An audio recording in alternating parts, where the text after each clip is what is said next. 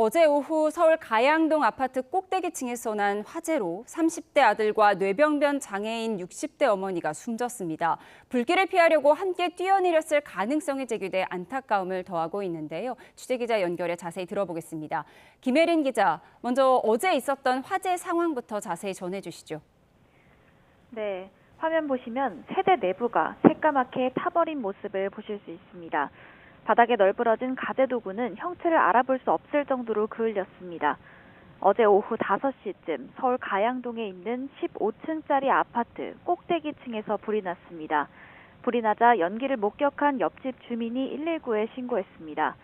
신고를 받고 출동한 소방은 장비 25대와 인력 80여 명을 동원해 1시간여 만에 불을 껐습니다. 소방은 창고방에서 불이 시작된 것으로 보고 오는 14일 감식을 통해 정확한 화재 원인을 조사할 방침입니다. 네, 불이 난 세대에 살던 어머니와 아들이 숨진 채 발견됐죠. 네, 화재 발생 초기에는 인명피해가 없는 것으로 파악됐습니다. 하지만 뒤늦게 아파트 베란다 아래 화단에서 38살 아들과 61살 어머니가 숨진 채 발견됐습니다. 또 60대 여성 1명이 연기를 마셔 병원으로 이송됐고 주민 40명이 급히 대피했습니다. 불이 난 세대는 전소됐지만 다른 세대로 옮겨붙지는 않았습니다. 네, 어머니와 아들이 어쩌다가 화단에서 숨진 채 발견된 건지 확인된 게 있습니까? 네, 아직 확정된 건 없습니다. 일반적으로는 집에 불이 났고 이걸 피하려다가 추락했을 가능성이 거론됩니다. 해당 아파트에는 몸에 밧줄을 메고 지상으로 내려올 수 있는 완강기가 설치돼 있지 않은 것으로 확인됐습니다. 여러 가능성이 있지만 화재가 나기 직전과 발생했을 당시 상황에 대한 재구성이 필요합니다. 결과적으로는 불이 어디서 왜 났는지를 규명하는 게 수사의 관건이 될 것으로 보입니다.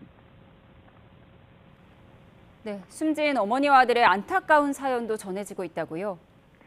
네, 숨진 여성은 심한 뇌병변 장애가 있어 사실상 누워서만 생활해왔던 것으로 알려졌습니다.